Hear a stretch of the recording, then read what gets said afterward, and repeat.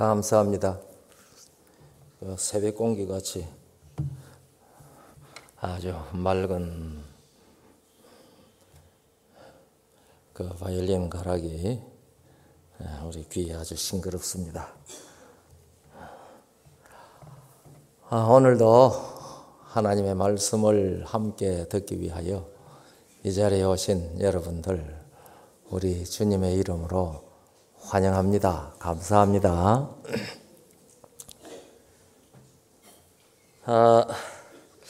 오늘은 제목이 좀 어떻게 생각하니 거창하죠? 구원받는다는 것은 도대체 무엇인가? 예수를 믿는 사람들이 예수를 믿고 구원을 받읍시다. 그런 얘기를 이제 합니다. 그런데 구원받는 것이 무엇인지 설명은 별로 안 하죠. 또 어떤 사람들은 구원받았습니까? 구원받았습니까? 그렇게 묻는 사람들도 있는 것 같아요. 그 전도한다고. 그런데 그 구원받았습니까? 라고 묻는 사람도 구원이 뭔지 알고 그런 얘기를 하는지 잘 모르겠어요. 그런데 이제 우리가 일반적으로 구원받는다고 하면은 예수 믿고 나중에 죽은 다음에 영원히 천국 가는 거, 그걸 구원받은 것이라고 생각하고 있지 않는지 모르겠어요. 어떻습니까? 좀 그런 것 같아요? 그런데 우리가 이 예수를 믿고 구원을 받는다라고 얘기할 때에 구원받는 것이 무엇인지 좀 구체적으로 이해할 필요가 있지 않겠습니까? 그렇죠? 그런데 좀 막연하게 예수 믿으면 구원받는다. 믿고 예수 잘 믿다가 죽으면은 죽은 다음에 몸은 죽지만은 영혼은 천당 간다. 그게 구원받는 것이다. 성경에 그런 설명이 있는가? 예수를 믿는 도리, 성경의 종교의 종교 사실과 성경의 종교를 믿는 신앙에 대해서는 대답을 전적으로 어디서 얻어야 됩니까? 성경에서 얻어야 돼요. 그러니까 성경에서 말하지 아니한 것을 얘기하는 것은 성경이 가르치는 신앙은 아닙니다. 그래서 예전에 고린도전서 4장 6절에 기록한 말씀 밖으로 넘어가지 말라고 경고한 말씀에 대해서 제가 낮 시간에 말씀을 드린 것 같은데 저녁 시간에도 말씀을 드렸는지 모르겠네요. 우리가 예수를 믿는 사람들은 성경이 가르치는 대로 예수를 믿거든요. 우리 뭐라고 그랬는가 하면은요, 베드로전서 1장 8절에 너희가 예수를 보지 못하였으나 사랑하는도다. 이제도 보지 못하나 믿고 말할 수 없는 즐거움으로 기뻐하니. 예수님 보지도 못했어요. 지금도 못 봐요. 그런데 그 예수를 믿고 말할 수 없는 즐거움으로 기뻐한다고 그랬거든요. 어떻게 예수를 보지도 못하고 예수 말을 귀로 듣지도 못했는데 그렇게 예수를 사랑하고 믿고 심지어 예수를 위해서 죽을 수까지 있는가? 어떻게? 그에 대해서 성경은 대답하기를 믿음은 들음에서 나며, 여러분들이 여기 오셔서 지금 듣고 있습니다. 그 들음은 그리스도의 말씀으로 말미암았느니라. 오직 성경에서 들어서 우리가 믿음을 가지게 된다고 성경이 가르치거든요. 그러니까 예수를 믿는다고 하면서 성경의 내용하고 다른 소리 하면은 그것은 성경이 가르치는 예수를 믿는 게 아니고 자기가 해석한 예수를 믿는 거예요. 무슨 말씀인지 이해가 되시나요? 오늘날 교회 다니는 많은 사람들 중에 성경이 가르치는 예수 말고 자기가 해석한 예수 아니면은 목사님이 해석하는 예수 아니면은 그 교회가 해석하는 예수, 그 예수를 믿는 사람들도 있을 것이라고 생각이 됩니다. 오늘 여기 오신 분들은 이번 한 주일 동안에 우리 이 자리에 참석을 하신 분들은 제가 얘기하는 예수 믿으시면 안 돼요. 예? 누가 말하는 예수님을 믿어야 돼요? 성경이 말하는 그 예수님을 믿어야 돼요. 그러니까 제가 여기서 이 얘기를 하는데 참, 오늘 어떤 선생님이 제 손을 잡고 얼마나 쉽게 얘기를 하는지 참 좋았다고 얘기를 하세요. 쉽게 얘기를 해서 여러분들이 잘 알아들으셨으면 저로서는 굉장히 좋은 일이죠. 그런데 쉽게 얘기를 했으니까 쉽게 알아들었다 하는 것으로 끝나버리고 저게 성경에서 말하는 거 맞나 안 맞나 그걸 검토하지 않으면요. 그거는 성경이 말하는 예수님이 아니고 이 김 목사가 말하는 예수를 믿게 될는지도 위험이 있다 이 말이에요. 그런데 성경도 뭘 알아야지 성경이 말하는 예수를 믿는 건지 앞에 김 목사가 말하는 예수를 믿는 건지 분별할 수 있을 것인데 그 말씀도 맞거든요. 그래서 저는 이 말씀을 전가할 때 항상 조심합니다. 그리고 저는 이 말씀을 전가하는 것이 제 신앙 고백이고 제 신앙 간증입니다. 그냥 객관적으로 소개하는 거 아니거든요. 제가 이 사람들 앞에서 말씀을 강론할 때 늘 머리에 두고 있는 이야기가 하나 있어요. 어떤 시골 마을에 아주 약수 옹달샘이 있었습니다. 그러니까 그 몇 호 안 되는 그 시골 마을 사람들은 다 그 약수를 식수로 먹는 거예요. 그 약수는 너무 좋은 특급수예요. 수질 검사를 해보니 특급수예요. 그런데 오래도록 그 마을에서는 그 약수 샘물을 먹기 때문에 참 건강했는데요. 언제부턴가 갑자기 유행병이 마을에 돌아왔어요. 유행병이. 그래서 유행병에 돌아서 그게 수인성, 물로 말미암는 유행병이었어요. 그럼 약수밖에 먹는 게 없는데. 그래서 이 약수가 너무 오래돼가지고 무슨 일이 생겼나. 그래서 가서 수질 검사를 다시 해봤는데 역시 특급수예요. 그러면 왜 이 수인성 유행병이 생겼나? 사람들이 이해를 못했는데요. 어떤 사람이요? 무슨 생각이 났어요. 뭔가 하니 그 옹달샘에 사람들이 누구든지 와서 쉽게 물을 퍼담을 하고 바가지를 달아놨거든요. 요새처럼 그 플라스틱 바가지 아니고 박바가지를 담아놨단 말이에요. 이 바가지를 달아놔놓고 10년을 썼는지 5년을 썼는지 모르는 거예요. 그 바가지가 생각이 난 거죠. 그래서 그 바가지 속을 검사를 했더니 그 물은 무슨 물인데? 특급수인데 물 퍼다 나르는 바가지가 이게 무엇에 오염된 거예요? 이게 세균에 오염된 거예요. 그래서 그 바가지로 그 물을 떠서 갖다 먹었으니 수인성 유행병에 걸린 겁니다. 제가 무슨 얘기 하는지 아시죠? 이게 무슨 수예요?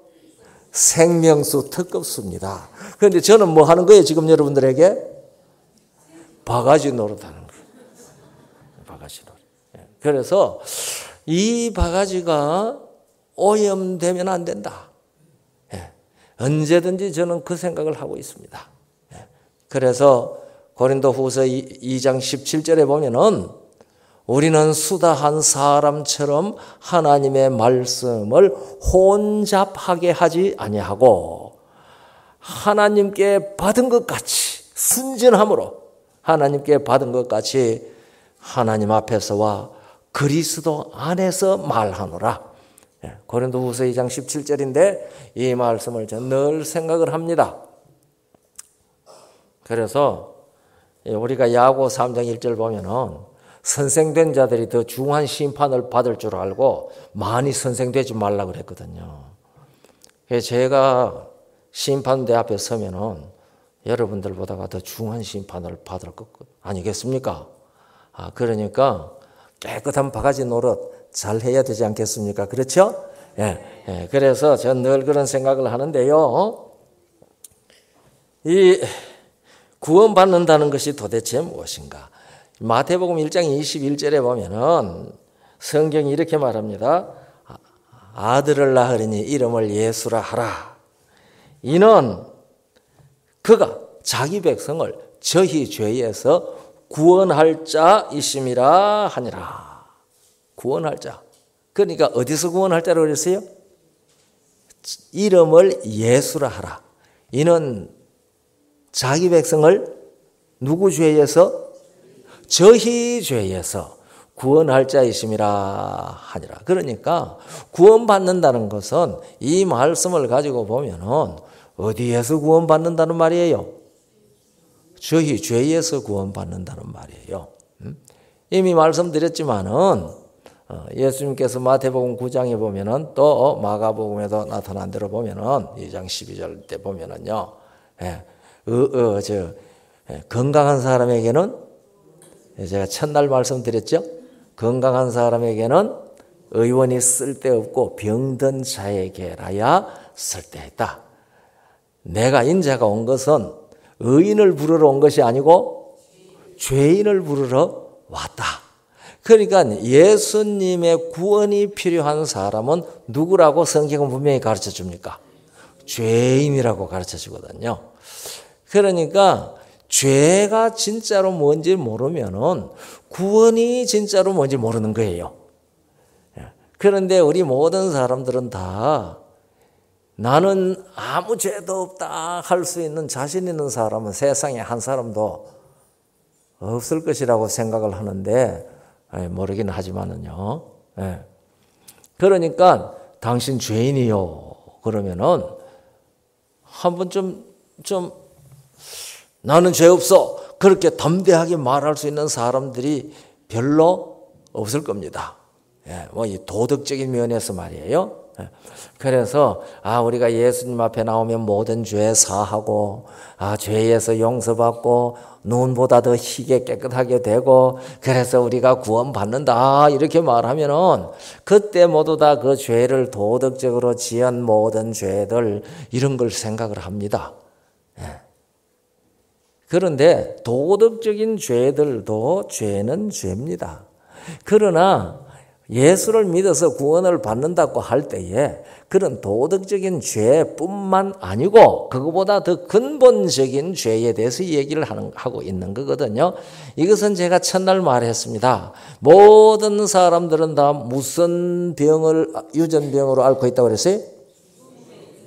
죽음에 이르는 병을 앓고 있습니다. 이게 유전병입니다. 그래서 성경은 죽음에 이르는 병을 앓는 것을 가리켜서 죄라고 합니다. 죽음에 이르는 병을 앓는 것을 성경이 죄라고 해요. 왜 그걸 죄라고 하는지 설명하려면요. 그 설명해도 뭐 한 10여 분 이상 설명을 해야 되니까 시간이 없거든요. 이미 말씀드렸다고 생각을 합니다. 죽음에 이르는 병을 앓고 있는 것이 죄죠. 이 병을 앓고 있는 사람들 우리 환자라고 하지 않습니까? 그것처럼 죽음에 이르는 병을 앓고 있는 사람을 성경은 죄인이라고 하는 거예요. 그래서 갓 태어난 아이일지라도 그 아이는 태어나면서부터 무슨 병을 앓고 있죠? 죽음에 이르는 병을 앓고 있거든요. 유전병이라고 그랬잖아요. 그러니까 성경은 갓 태어난 아이도 죄인이라고 그러는 거예요.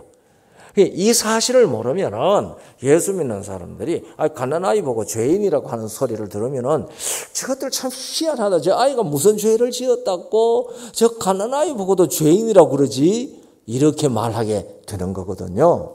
그러니까 성경이 말하는 근본적으로 죄가 무엇이라고 하는 것을 분명히 알아야 성경이 말하는 구원이 무엇인지 분명히 압니다. 그러니까 여러분이나 제가 다 우리가 죽음에 이르는 병을 앓고 있다는 것을 부인할 수 있는 사람 한 사람도 없죠. 대답 몇 사람밖에 안 하네. 다른 사람은 다 부인할 수 있다고 하시는지 모르겠네요. 우리가 그 부인할 수 있는 사람이 이 세상에 한 사람도 없습니다. 그러니까 모든 사람들이 성경이 말하는 죄인들입니다. 그러면 우리가 이 죄에서 구원을 받는다고 하는 것은 죽음에 이르는 병에서 생명의 건강으로 옮겨지는 것을 구원이라고 합니다. 그러니까 성경이 말하는 구원이라는 것은 죽어가지고 사람이 영혼이 천국 간다는 그 얘기는 성경은 사실은 그건 안 가르쳐요. 그런데 설령 그렇다고 말할지라도 그때 그것이 구원이 아니고 지금 죽음에 이르는 병에서 생명에 이르는 건강으로 옮기는 그 자체를 구원이라고 하는 겁니다. 그런데 자기 백성을 저희 죄에서 구원할 자 그 이름이 예수입니다. 예수라는 말의 뜻은 구원하시는 여호와 그런 뜻입니다. 예수라고 하는 말의 뜻은 구원하시는 여호와 그런 뜻입니다. 그 예라고 하는 말은 여호와라는 말입니다. 그래서 예수는 구원하시는 여호와. 이건 제가 이해하는 건데요. 많은 사람들은 그렇게 설명하지 아니하고 여호와는 구원이시다 그렇게 설명을 합니다. 예수라고 하는 그 말의 뜻은 여호와는 구원이시다 그런 뜻이라고 설명을 합니다. 그것이 정상적인 설명입니다. 그러나 그 예수님은 원래 여호와십니다. 여호와신데 우리를 구원하기 위하여 사람이 되어 오시면서 이름을 예수라고 하셨거든요. 그래서 저는 구원하시는 여호와라고 이름 풀이하기를 더 좋아합니다. 예수님은 구원하시는 여호와신데 그 예수님이 자기 백성을 왜 예수님의 백성인가 하니 예수님이 창조하셨기 때문에 예수님의 백성입니다. 그런데 저희 죄에서 왜 저희들이 죄인이 됐느냐? 예수님은 죄인 안 만드셨는데 왜 저희들이 죄인이 됐느냐? 다 선악과 따먹고 난 다음에 하나님과 생명의 관계를 끊어버린 그 사람의 썩어질 씨로 태어났기 때문에 다 죄인이 되어서 그게 저희 죄입니다. 그래서 예수님께서는 예수님이 창조하신 자기 백성이지만은 그 하나님과의 관계, 생명의 관계를 끊어버려 가지고 죽음에 이르는 병을 앓게 된 저희 병, 그 병에서 치료해서 건져주기 위하여 오셨다 이 말이에요. 이제 이 구원 성경의 이 구주라고 하는데 헬라 말로 소테르예요. 소테르. 그 소테르라고 하는 말은 치료자라는 뜻도 있습니다. 구원자라는 뜻만 있는 게 아니고 치료자라고 하는 뜻도 있습니다. 그래서 예수님께서는 우리들을 치료해서 구원을 하시는데 죽음에 이르는 병을 앓고 있는 사람들을 구원하시는 거예요.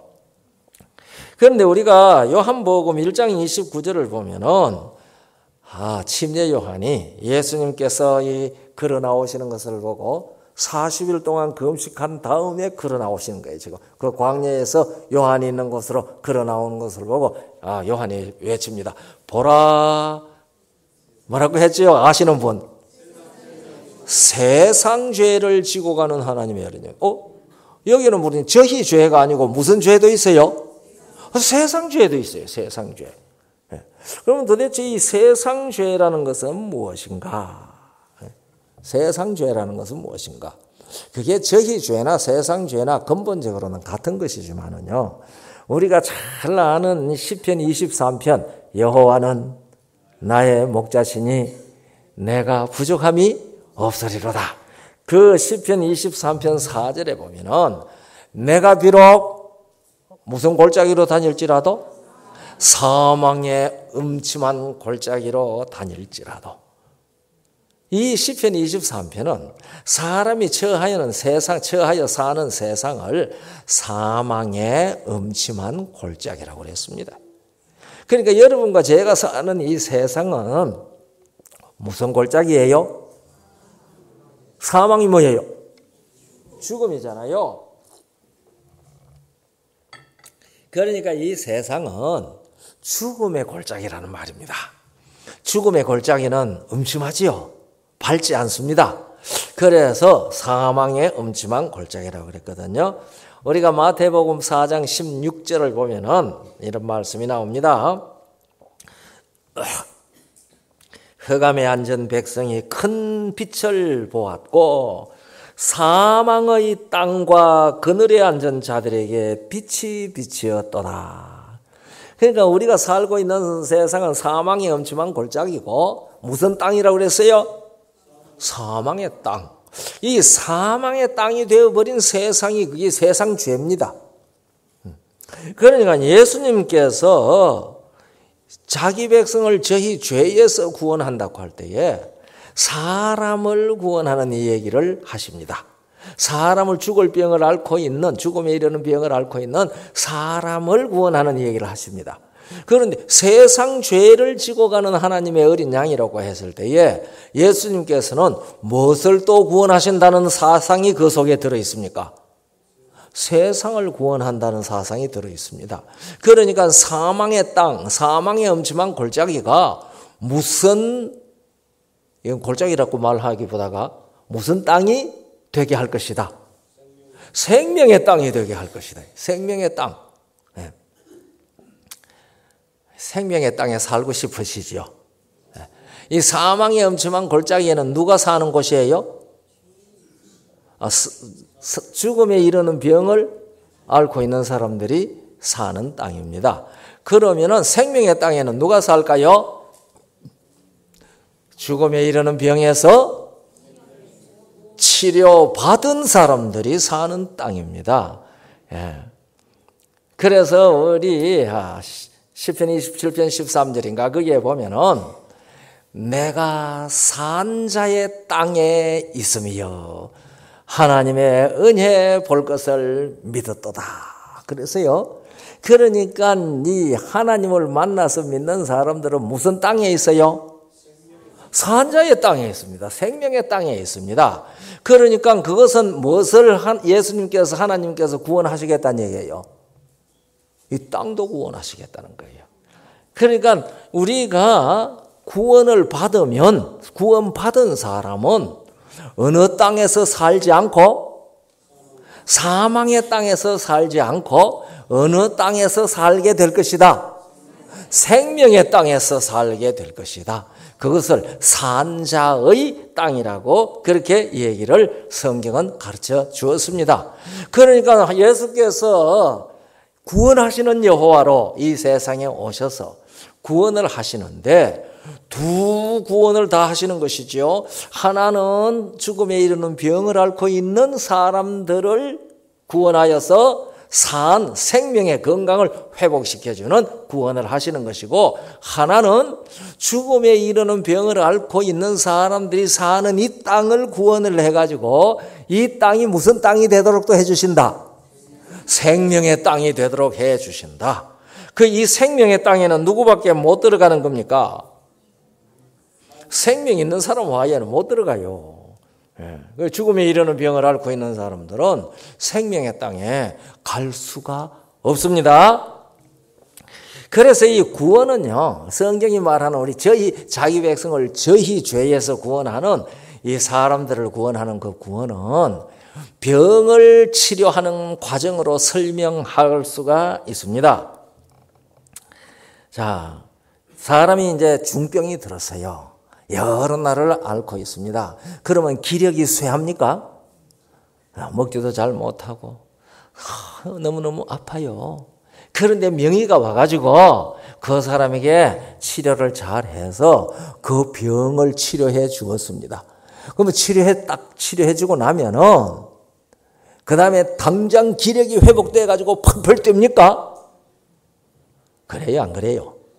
안 그러죠? 그러니까 병은 떨어졌는데 무슨 기간이 필요해요? 기력을 회복하는 기간이 필요합니다. 그리고 그 기력을 회복하고 완전히 회복하고 난 다음에는 이제는 그때 이제 뭐라고 얘기하는 거예요? 건강을 완전히 회복했다. 그래서 이 환자가 치료되는 과정을 생각을 하면은 세 단계가 있다는 사실을 알 수 있잖아요. 제일 처음에는 뭐가 없어져야 돼요? 병이 없어져야 돼요. 병을 치료하는 단계, 그 단계가 있습니다. 이것을 가리켜서 죄의 정죄에서 구원받는다라고 표현합니다. 병을 치료하는 단계, 이제 병 자체에서 뭐를 받았어요? 구원받았어요. 치료가 됐어요. 그래서 그것을 죄의 정죄, 죽음에 이르는 병에서 치료받았다. 이것을 죄의 정죄에서 구원받았다. 그렇게 표현을 합니다. 그 다음에 무슨 과정이 있다고 그랬죠? 회복되는 과정이 있고, 회복되는 과정이 있습니다. 이 회복되는 과정을 무엇이라고 얘기를 하는가 하면은요, 죄의 세력에서 구원을 받는다고 얘기합니다. 우리가 구원을 회복되기는 됐는데, 회복됐을 때요, 아직도 약합니까? 사람이 병줄에서 완전히 떨어졌지만은, 그 회복됐을 그 당시에는 아직도 약합니까? 그러니까 그때 무엇이 또 침범하기가 쉬워요? 병균이, 바이러스가 침범하기 쉽잖아요? 그럴 때 이 바이러스가 침범하지 아니하도록 잘 지켜야 됩니까? 잘 지켜야 됩니다. 그래서 약도 계속 먹고, 특별히 습생을 그 기간에는 특별히 조심해야 되잖아요. 이것을 죄의 권세, 세력에서 구원을 받는다. 그렇게 표현하는 거예요. 그러니까 죄의 정죄에서 병줄은 떨어졌는데 아직까지도 마음대로 활동하고 죄의 바이러스가 들어올 때에 튼튼한 저항력으로 그것을 물리칠 수 있게 되도록까지 잘 습생을 해야 되는 그런 단계가 있는 겁니다. 그래서 예수님께서 이 구원받는 것을 환자를 치료하는 것으로 비유하신 거예요. 그래서 회복 과정이 다 잘 끝나고 나면은 그 다음에 어떻게 돼요? 그러면은 완전히 완치 상태, 건강이 회복된 상태잖아요. 이것을 무엇이라고 하는가 하면은 죄의 존재에서 구원받는다고 그래요. 이 구원에는 이 세 과정이 있습니다. 병이 떨어지는 단계, 그 다음에 기력을 회복하는 단계, 그 다음에 기력이 완전히 회복된 단계. 자, 오늘 여기에 오신 분들은 예수님을 믿으시는 분들, 예수님을 다 믿으시는 분들은, 정말 진심으로 믿으시는 분들은 뭘 했어요? 죄의 정죄에서 구원받았습니다. 병줄은 떨어졌다 그 말입니다. 그러면 우리는 지금 뭐 하고 있는 것 같아요? 회복 단계에 있습니다. 그러니까 이 회복 단계를 어떻게 해야 되죠? 다시 세균이 들어와서, 바이러스가 들어와서 또 병에 쓰러지지 않도록 잘 지켜야 돼요. 보양식도 해야 되고, 몸에 맞도록 운동도 해야 되고, 그렇게 해서 기력을 회복해야 되거든요. 지금 우리가 그 기간에 살고 있습니다. 이 구원받은 사람들은. 또 여기 오셔서, 이제 구원받으려고 하는 사람들은 이제 이 병이 똑 떨어지는 치료를 받으셔야 해요. 그리고 난 다음에 똑같이 이제 이 보양식을 하면서 회복해야 되거든요. 그리고 나서 이것이 이제 완치되는 상태가 되는데, 이 세상에 살고 있는 동안에는 완치 안 돼요. 이 세상에 살고 있는 동안에는 계속해서 우리는 뭘 해야 돼요? 회복하는 일, 회복 단계를 계속 거치게 되는데, 그 완치되는 상태는 언젠가 하면 예수님께서 재림하실 때입니다. 예수님께서 재림하셔서 우리들을 이 사망의 땅에서 싹 생명의 땅으로 옮겨버립니다. 그때가 뭐가 돼요? 완치되는 겁니다. 그것을 갖다가 무엇이라고 말한다고 그랬죠? 죄의 존재에서 구원을 하는 겁니다. 그래서 오늘 이 사실에 대해서 이제 우리들이 생각을 하는데요. 이 구원은 아까 사람을 구원하는 것과 땅, 세상을 구원하는 것이 있다고 하지 않았습니까? 이제 사람을 구원을 하는데, 내가 구원을 받는데 그것이 무엇인가? 자, 보세요. 우리 사람들은 다 누구 안에서 죽은 사람이라고 그랬죠? 아담 안에서 사망에 이르는 병을 앓고 있거든요. 죽음에 이르는 병을 앓고 있으니까 모든 것이 병이 그 사람을 지배하고 있습니다. 여러분 죽음에 이르는 병이 들었다고 하면은요, 자포자기해서 일찍이고 약 먹고 자살해버린 사람도 혹 있을는지 모르지만은 무슨 온 생각이 어디에 집중되어 있는가 하면은 이 병을 나아야 될 텐데, 이 병이 나아야 될 텐데 거기에만 집중해 있다 이 말이에요. 그게 뭔가 하면은요, 성경이 그것을 가리켜서 썩어져가는 구습이라고 그랬어요. 여러분들 장기 질환을 앓고 있는 사람은 옆에서 그 병 간호하기도 쉽지 않죠? 예. 그러면 나중에 두 사람 다 환자가 돼요. 병이 앓는 사람도 환자가 되고, 간호하는 사람도 환자가 돼요. 병자 앞에서는 짜증도 못 내고 의여해나 놓고 얼마나 속상하고 밖에 나가 혼자 아이고 차라리 죽어버리면 좋겠다 이러고 있잖아요. 예. 예. 그래서 장기 환자한테 효자가 없다고 그러잖아요. 그게 뭔가 하니 참 효자였는데도 너무 오래 앓고 아이고야 이거 해다고 아이고야 이거 해다고 아이고 어디 그 유용한 의사가 있다 그러더라 그게 좀 가자 아이고 어디 그 약이 좋은 약이 있더라 아이 그러니까 그거 다 해드리고 하니까 돈은 자꾸 들어가고 밥 팔고 놈 팔고 아유 그러다가 그래도 안 나? 그런데 계속해서 아픈 사람은 자기 병 낫게 해달라고 이거 이러니까 아유, 그 눈앞에서는 짜증도 못 내고 웃고 뭐 그렇게 하다가 밖에 나와가 짜증 내잖아요. 그러니까 둘 다 환자돼요. 실제로 그렇지 않습니까? 예. 그래서 그것이 썩어져가는 구습이라고 성경은 가르칩니다. 그래서 베드로전서 1장 23절에 보면은요, 너희가 거듭난 것이 썩어질 씨로 된 것이 아니요 썩지 아니할 씨로 되었나니 살아있고 항상 있는 하나님의 말씀으로 되었느니라고 그랬거든요.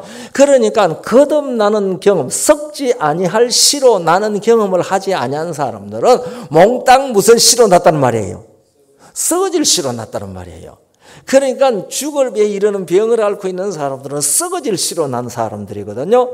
썩어질 씨로 났으니까 그 사람들의 삶의 모든 것이 무슨 행동이겠습니까? 썩어져가는 구습입니다. 썩어져가는 구습. 그래서 에베소 4장 22절에는 너희는 썩어져가는 구습을 버리고 마음을 새롭게 함으로 변화를 받아 그랬어요. 그러니까 우리 모든 썩어질 씨로 태어난 사람들은 그게 계속 병 앓는 소리 내는데 그게 썩어져가는 구습입니다. 오늘날 이 세상에 사는 사람들이 다 썩어져가는 구습을 앓고 있어. 아이고 어떻게 하면 좀 더 잘 살고, 아이고 어떻게 하면 돈 좀 더 잘 벌고, 아이고 어떻게 하면 좀 더 재미있을고, 이거 전부 다 썩어져가는 거 앓는 소리들입니다. 실제로 그래요. 그러니까 그것을 썩어져가는 구습인데 이런 사람들이 어떻게 돼야 된다고요? 너희가 뭐한 것이? 거듭난 것이 썩어질 씨로 된 것이 아니요 썩지 아니할 씨로 되었다 했으니까 무엇으로 나야 되지요? 썩어질 씨로 태어난 사람들은 어떻게 나야 된다고 그랬어요? 거듭나야 된다. 거듭나야 된다고 하는데 그것을 가리켜서 교회에서는 거듭난다는 소리보다가 더 잘하는 소리가 뭐죠? 중생이라고 하는 말을 합니다. 이 중생한 사람들을 새 사람이라 그럽니다. 중생하기 전 사람들을 옛사람이라 그럽니다. 이 옛사람은 썩어져가는 구습을 쫓는 옛사람입니다. 그래서 에베소 4장 22절에요. 썩어져가는 구습을 쫓는 옛사람을 벗어버리고 23절에 오직 심령으로 새롭게 되어 하나님을 따라 의와 진리의 거룩함으로 지으심을 받은 새 사람을 입어라. 이 새 사람을 입는 것이 구원받았다는 뜻입니다. 예, 그렇잖아요. 우리 사람들도요, 너무 오래가지고 바짝 말라가지고 뼈만 앙상하게 나는데 병줄은 떨어졌어. 그러다가 이제 점점 회복식도 하고 해가지고 회복되가 다시 얼굴에 살이 통통하게 찌고 아직 맥은 좀 없지만은 그래가지고서 걸어 나오면 동네 사람들 보고 뭐라 그래요? 아이고 새 사람 됐네. 병줄이 떨어졌어. 그렇게 말하잖아요. 예. 하나님께서도 우리가 죽음에 이르는 병을 앓다가 예수 그리스도를 믿고 말씀을 배워서 살아있고 항상 있는 하나님의 말씀으로 말미암아 썩지 아니할 씨로 태어나서 거듭나게 되었을 때 그것을 새 사람이라고 성경이 우리에게 가르쳐주고 있습니다. 여러분 다 새 사람 되셨나요? 자신이 좀 없어. 예수 그리스도를 진심으로 믿고 나는 죽음에 이르는 병을 앓고 있는 죄인이었습니다. 그런데 예수님에게 나오면 사망에서 생명으로 옮겨준다고 약속하신 것을 믿고 진심으로 내가 죽음에 이르는 병을 앓고 있는 존재였다는 사실을 고백합니다. 나를 치료해 주십시오. 그렇게 하면 예수님께서 그를 새 사람으로 거듭나게 해 주시거든요. 이렇게 해서 거듭났다. 나는 정말 거듭났다. 예수님이 나의 구주가 되셨구나. 이것을 이제 확실히 깨달은 사람들은 자기가 거듭난 표를 하나님 앞에 공개로 우주 앞에서 공개로 나는 거듭났습니다 하고 하나님 앞에 공개하는 예식이 있어요. 그건 무엇이라고 하는지 아시죠? 침례입니다. 침례. 그래서 내가 예수 그리스도를 믿고 진정으로 거듭나서 나는 새 사람이 되었다. 그렇게 된 사람, 그리고 성경이 가르치는 대로 나는 그 생명으로 살기로 했다. 이렇게 한 사람은 속으로만 그렇게 하는 게 아니고 교회와 회중들 앞에서 그것을 고백합니다. 그리고 하나님 앞에서 그것을 서약합니다. 그것을 가리켜서 침례라고 합니다. 그 침례라고 하는 것은요, 사람을 물속에 이렇게 잠그었다가 일으키는 거거든요. 이 보통 교회에서는 세례합니다. 여기에 물로 이렇게 딱딱 떨어뜨리거든요. 그런데 이 침례는 뭔가 하면은요, 나는 죽음에 이르는 병을 앓고 있는 데서는 죽었다. 그리고 예수님을 믿음으로 말미암아 새 사람으로 부활했다. 그것을 나타내는 거예요. 그런데 죽었다고 하는 것을 가장 확실히 보여주는 게 뭐지요? 예? 크게 말해. 그거 말고. 사람이 죽었다는 가장 확실한 표가 뭐예요? 예? 제가 귀가 좀 어두워가지고 여러분 밑에서 말한 소리 잘 안 들려요. 죄송합니다. 숨이 끊어지는 거예요. 그렇죠? 그러니까 아무리 뇌사가 돼도 이 보조기 갖다 놓고 숨 쉬고 있는 동안은 그 사람 죽었다 그래요? 살았다 그래요? 살았다 그래요. 그런데 이것을 떼가지고 호흡이 딱 끊어질 때 그때 비로소 뭐 한다 그래요? 그러면 내가 죽음에 이르는 병을 앓고 있는 그거는 죽고 예수님 안에서 생명으로 다시 살아났다고 할 때에 어떻게 하는 것이 내가 확실히 죽었다는 표가 될까요? 이제 방금 말씀드렸는데 호흡이 끊어져야 돼요. 호흡이. 그래서 나는 정말 죽었습니다. 나는 숨 못 쉬는 존재가 되었습니다. 라고 하는 것을 나타낼 때가 뭐 하는 거예요? 사람을 물속에 잠그는 거예요. 예. 그래서 물속에 잠그는 거예요. 예. 물속에 들어가서 숨 쉬어 본 사람 몇 번에 있어요? 아마 한 사람도 없을 겁니다. 예. 그래서 침례, 성경은 침례, 물속에 잠그어라. 왜? 그것은 너희가 뭐 했다? 죽음에 이르는 병을 앓고 있는 죄의 병에 대해서는 네가 뭐 해버렸다? 죽어버렸다. 그러니까 물속에 잠겼다 다시 싹 일어납니다. 일으킬 때는 다시 숨 쉬잖아요.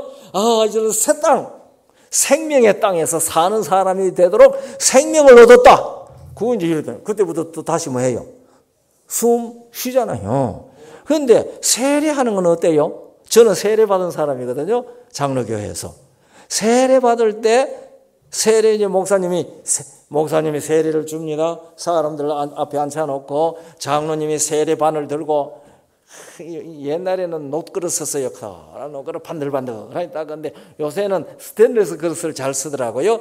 그래서 물을 하나 가득 떠가지고 가는데 너무 바짝바짝 닦아놨기 때문에 물이 들었는지 안 들었는지도 몰라요. 그걸 들고 이제 장로님은 뒤에 따라가고 목사님은 앞에서 가면다 세례 주는 사람 앞에 와가지고서 손에 물을 떠가지고 머리에 이렇게 얹습니다. 그렇게 세례 받으신 분들 이 중에 계시죠?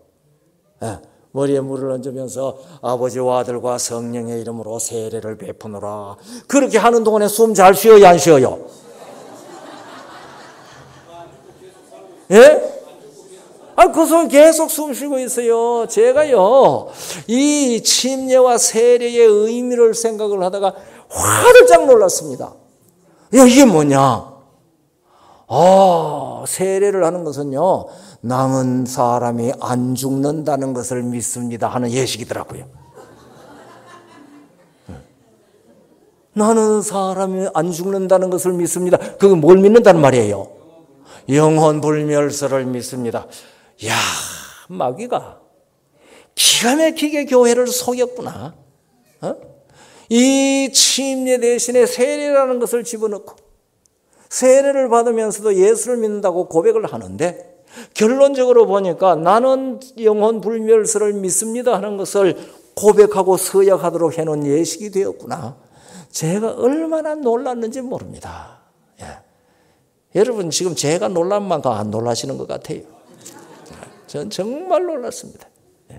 그래서 성경은 분명히 우리에게 물에 잠기는 예식을 하라고 가르쳐 준 겁니다. 왜냐하면 그것은 완전히 뭐가 끊어지니까 호흡이 끊어져요. 완전히 죽음에 이르는 병을 앓고 있는 데서 죽었다 하는 것을 나타내는 겁니다. 그렇게 해서 다시 일어났을 때에는 썩어져가는 구습을 쫓는 옛사람을 벗어버리고 죽고 마음을 새롭게 함으로 변화를 받아 하나님을 따라 의와 진리와 거룩하심으로 지으심을 받은 새 사람이 되었다. 그걸 나타내는 거예요. 이게 침례입니다.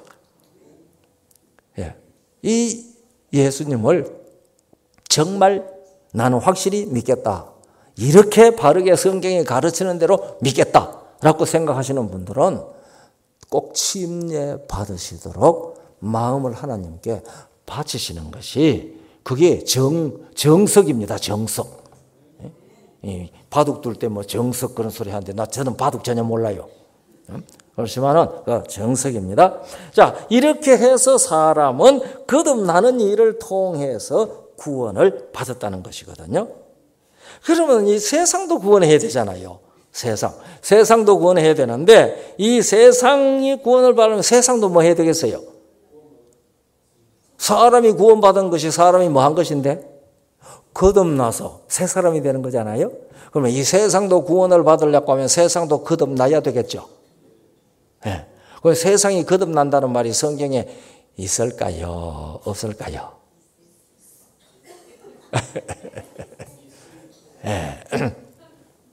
그런데 세상이 거듭난다는 말이 성경에 있다는 것을 사람들이 잘 몰라요. 왜 그런가 하면 성경에 우리 한글로 번역된 성경에 세상이 거듭난다는 말이 없거든요. 그런데 세상이 거듭난다는 말은 없는데 새롭게 된다는 말은 있습니다. 우리가 마태복음 19장 28절을 보면은요. 예수님께서 그렇게 말합니다. 내가 진실로 너희에게 이르노니 세상이 새롭게 되어 인자가 자기 영광의 보좌에 앉을 때에 나를 저는 너희도 12보좌에 앉아 이스라엘 12지파를 심판하리라. 세상이 새롭게 되어 새롭게 되어라고 하는 말이요. 헬라말로 교회 다니면 헬라말도 배우거든요.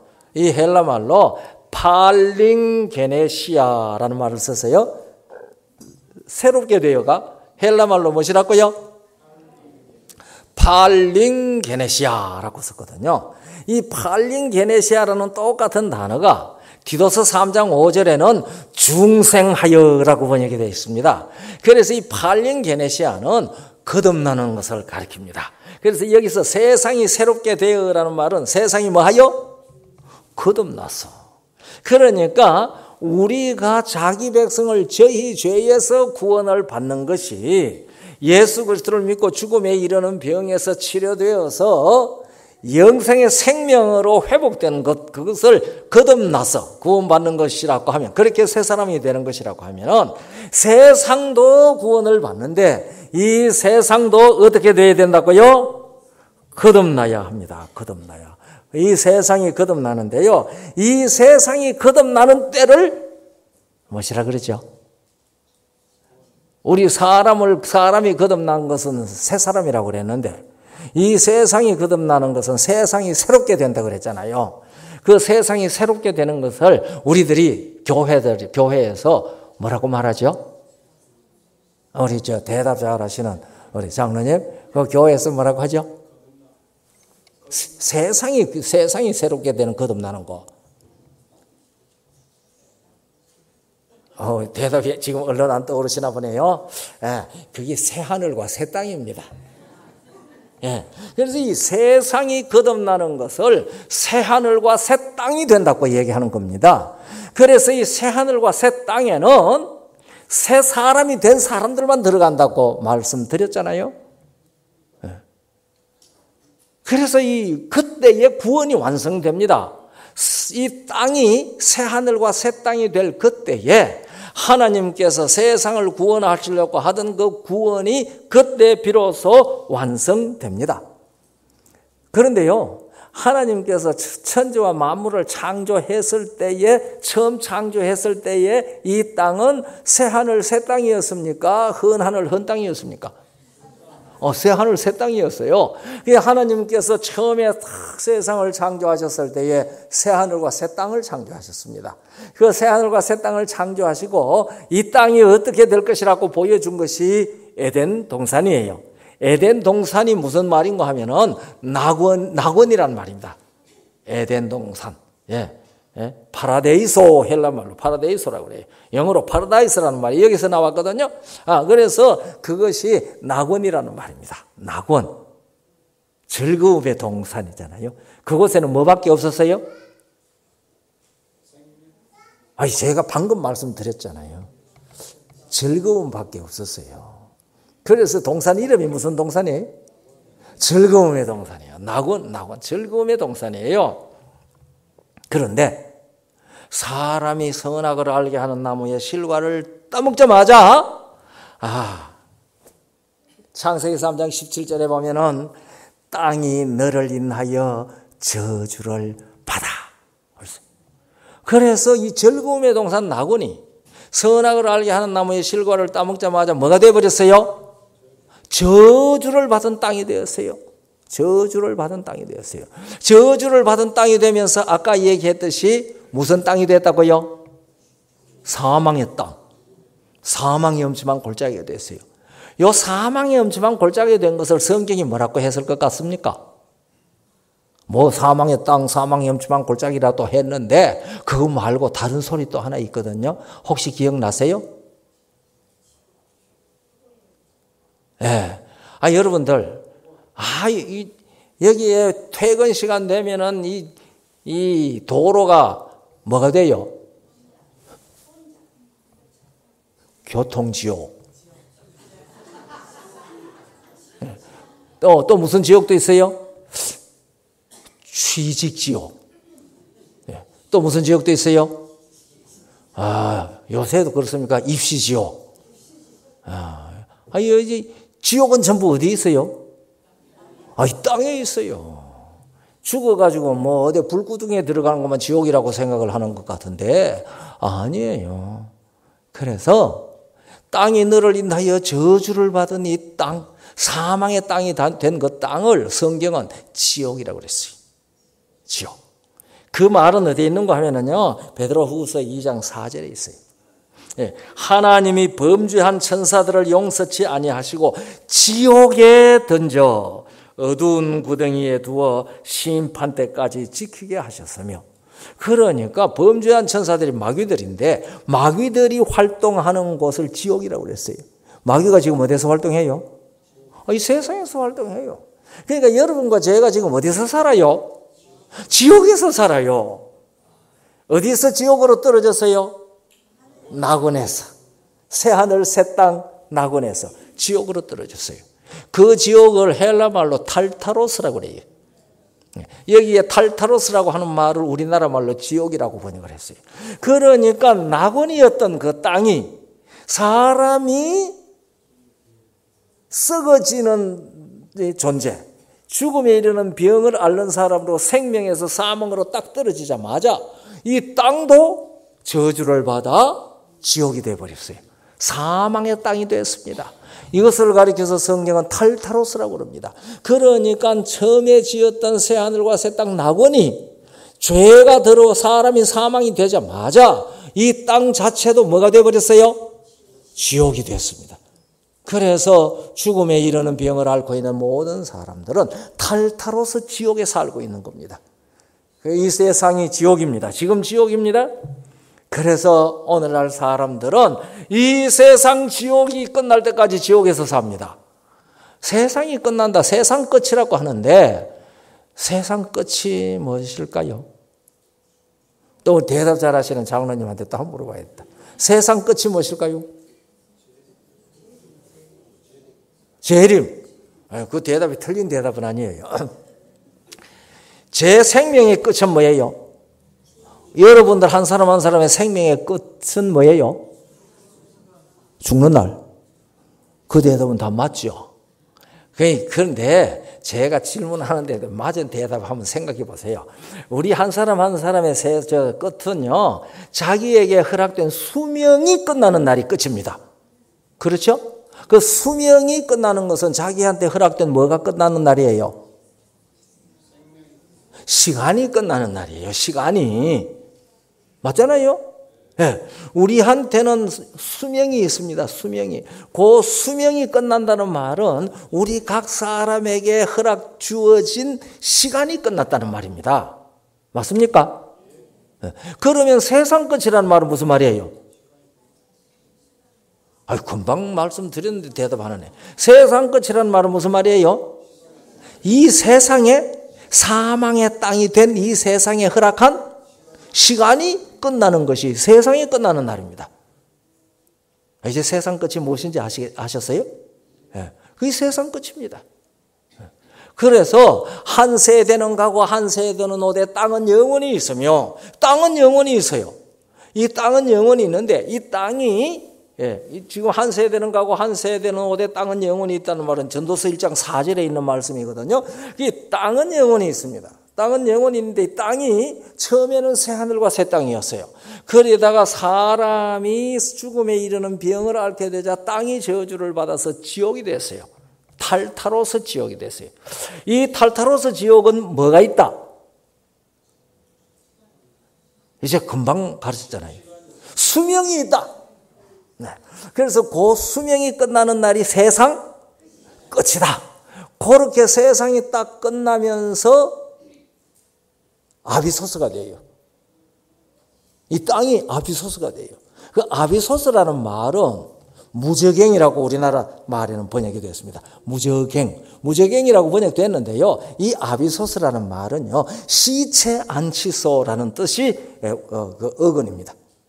그러니까 처음에는 새하늘과 새 땅 낙원이다가 사람이 사망에 이르는 병을 앓자마자 이 땅이 뭐가 되어버리고 사망의 땅 탈타로스 지옥이 되었다가 그 다음에 땅이 또 뭐가 된다고 그랬어요? 아비소스, 무저갱. 이 무저갱 잘 번역한 말 아니에요. 어쨌든 우리나라 말로 무저갱이라고 번역됐으니까 무저갱이 돼요. 무저갱이 되는데 요 무저갱은 이제 그 뜻이 무슨 뜻이라고 그랬죠? 시체 안치소. 그러니까 이 세상에 살고 있던 호흡하고 살고 있던 죽음에 이르는 병을 앓고 있던 사람들이 그때는 몽땅 다 뭐 했다? 몽땅 다 뭐 했다? 죽었다. 다 시체가 되어버렸다. 죽음에 이르는 병을 앓고 있던 사람들. 그런데 예수 그리스도를 믿고 죽음에 이르는 병에서 생명으로 옮긴 사람은 그때 시체 안치소에 있겠어요? 아니죠. 그 사람들은 다 어디로 옮겨줘야 돼요? 예? 산자의 땅으로 옮겨줘야 돼요. 그것을 옮기기 위해서 누가 오셔요? 예수님께서 재림하셔서 그렇게 거듭나서 새 사람이 된 사람들은 몽땅 다 데리고 하늘로 올라가시고 그 하늘로 올라가셔서 새 예루살렘에 1000년 동안 새 예루살렘에 살게 하셔요. 그리고 1000년 동안 이 땅은 무슨 땅이 된다? 시체 안치소.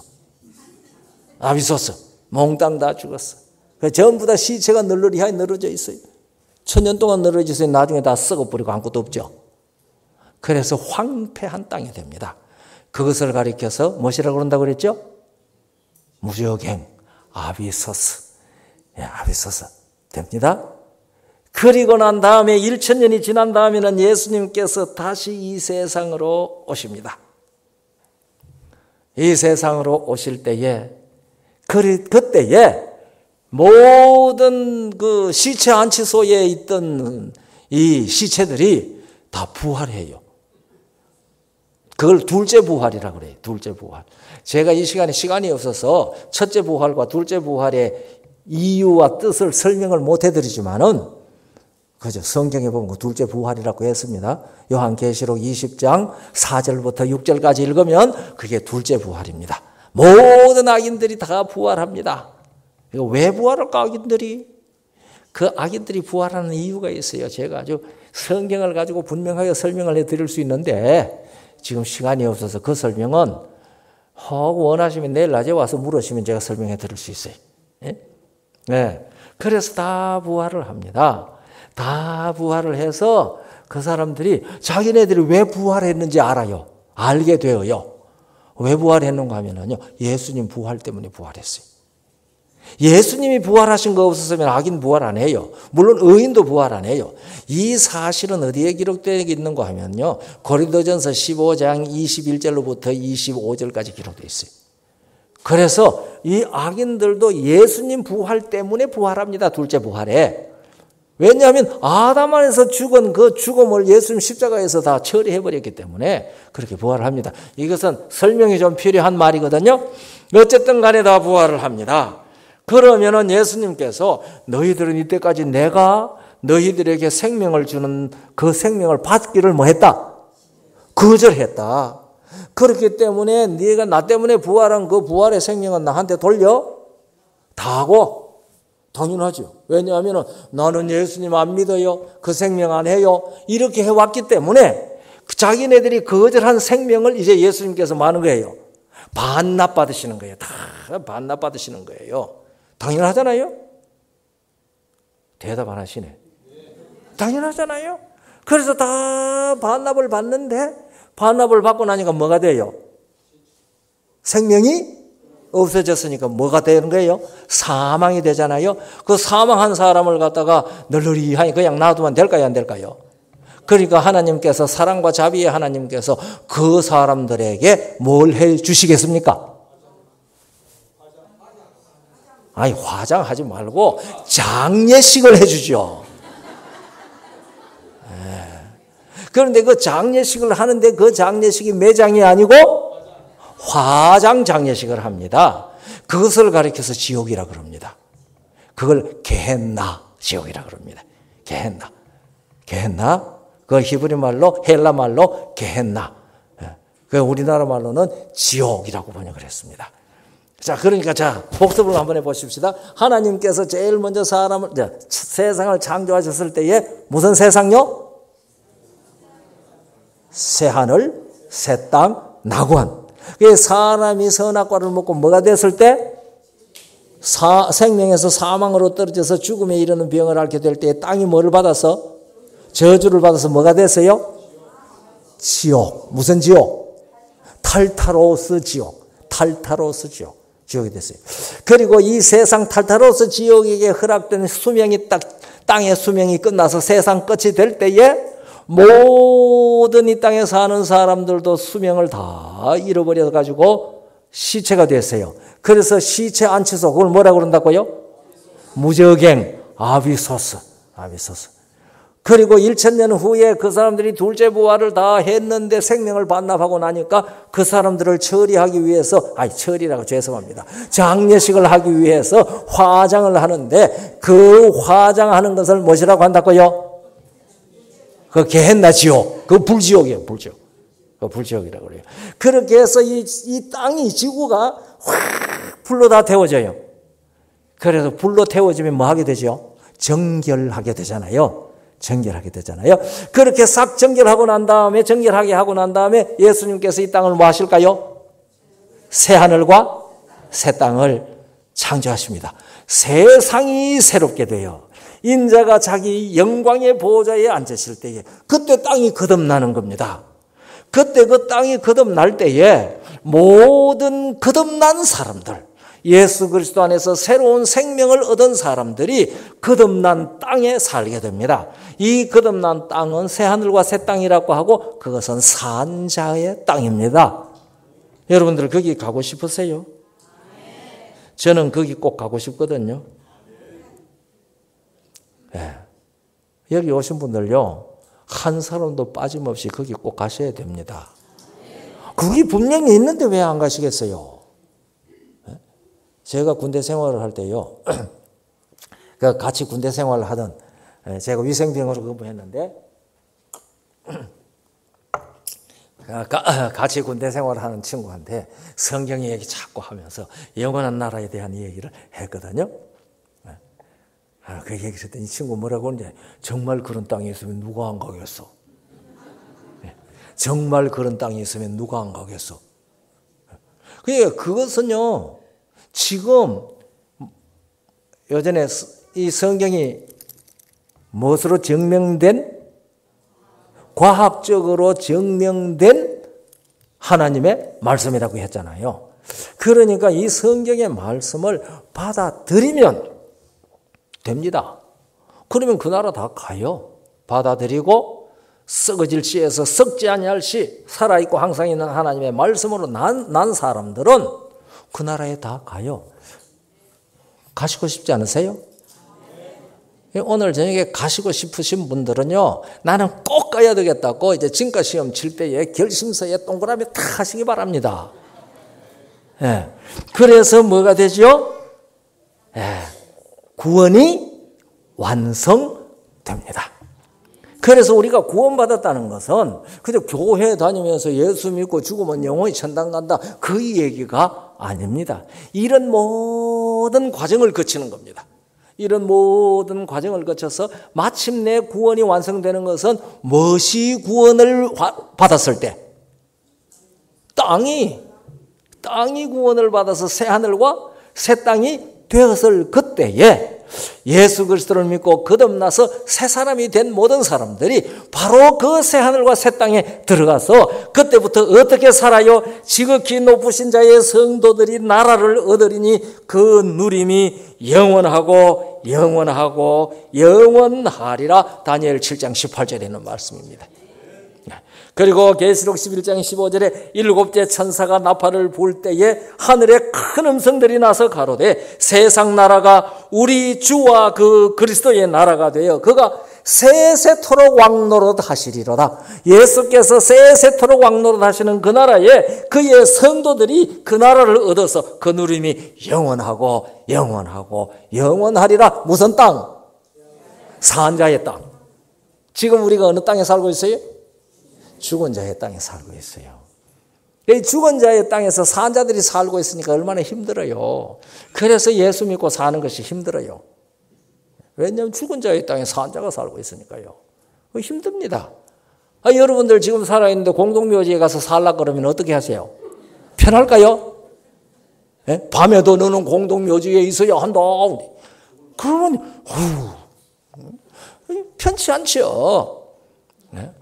옛날에 이 항복이하고요, 이 한음이하고요, 공동묘지에 갔다 오는 내기를 했답니다. 그래서 이 한음이 말입니다. 이 한음이 어성이 보고, 야, 너 이 밤중에 공동묘지에 갔다 올 수 있겠어? 그래. 그게 못 갔다 와? 그럼 한번 가봐. 가서 그 공동묘지 무덤 위에 콩을 한 줌씩, 무덤 위에 갔다 오면 표가 나야 되잖아요. 그래서 무덤 위에 콩을 한 줌씩 넣으라고, 콩을. 그래 이제 콩을 이제 들고 이 호성이가 갔어요. 가가지고 이제 콩을 한 줌씩 한 줌씩 넣고 다 나왔어요. 이제 그 무덤마다 콩을 다. 그동안에 머리가 쭉. 이거 왜 산 사람이 죽은 자의 땅에 가니까 머리가 쭈삣쭈삣해요. 그래가지고 이제 다 나왔지 하고 돌아서려고 하는데 저쪽에서 나는 한 줌 더 다오.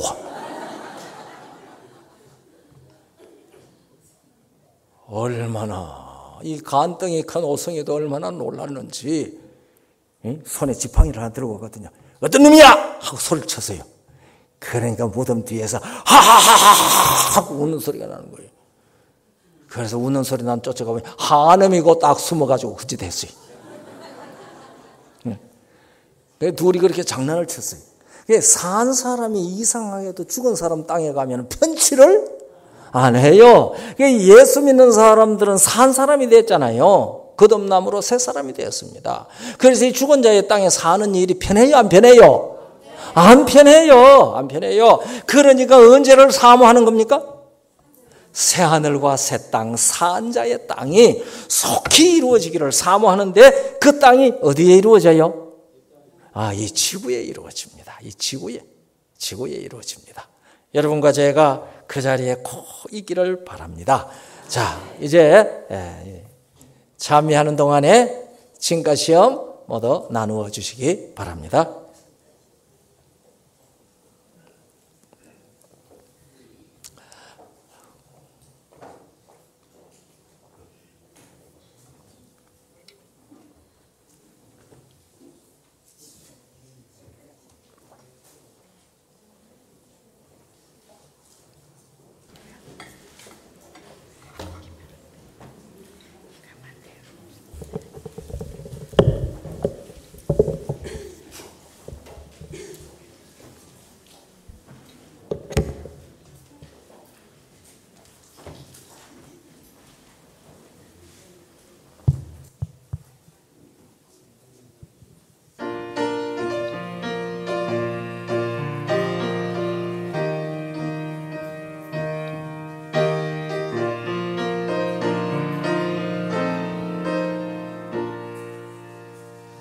저먼 언덕 위에 우뚝 솟아있는 낡고 거칠은 십자가는 우리 구주 예수 죄인 구하시려 고난 당하시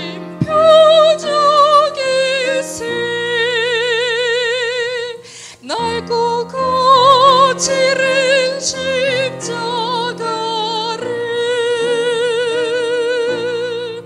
내가 극진히 사랑하니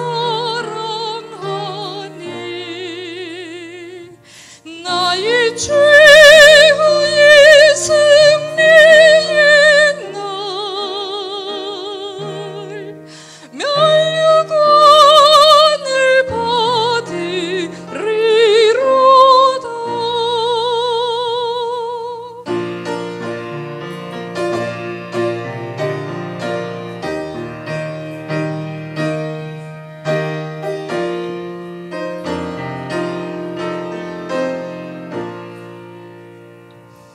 붉은 피로 물든 거친 십자가가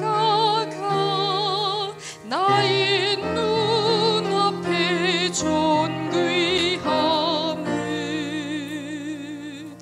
나의 죄를 씻어 성별하시려고 주가 보혈을 흘리미세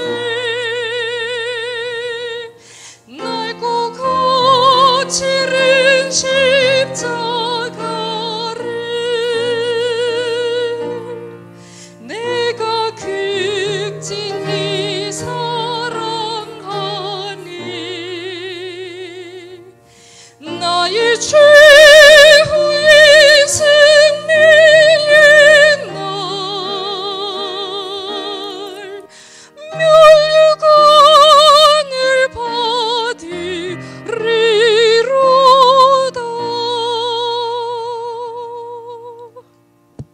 아멘. 최후의 승리의 날 멸관도 받고 어느 땅에도 가고요. 산자의 땅에 갑니다. 그것이 엄청 좋은 거잖아요. 자, 시험지 한번 정돈해 보십시다. 1번, 성경이 가르치는 모든 사람의 죄는 도덕적인 것을 말한다. O, X. 그 다음에 2번, 구원의 세 과정은 환자의 치료 과정으로 비유할 수 있다. O. 3번, 구원의 전체 과정은 지구와 사람의 완전 복원의 과정이다. O. 마침내 4번, 마침내 마귀와 그의 추종자들은 불못에서 완전히 소멸하고 새하늘과 새 땅을 만드시고 구원을 완성하신다. 5번, 나는 예수를 믿고 그때 새하늘 새 땅에서 예수님과 함께 영원히 살기로 결심한다. 아멘. 자, 오늘은 한 문제 더 있습니다. 6번, 나는 침례를 받고 하나님의 자녀로 성실하게 살기로 결심한다. 오늘 여기에 결심하고 동그라미 치신 분 몇 분이나 되시나요? 지금 내 손들러 소리 안 합니다. 기도드리겠습니다. 거룩하신 하늘에 계시는 아버지, 베푸신 사랑과 인자를 인하여 감사합니다. 오늘 이 시간에 우리가 예수 그리스도를 믿고 구원을 받는다는 것이 실제적으로 어떠한 것인지 성경을 통해서 가르쳐 주셨으니 감사합니다.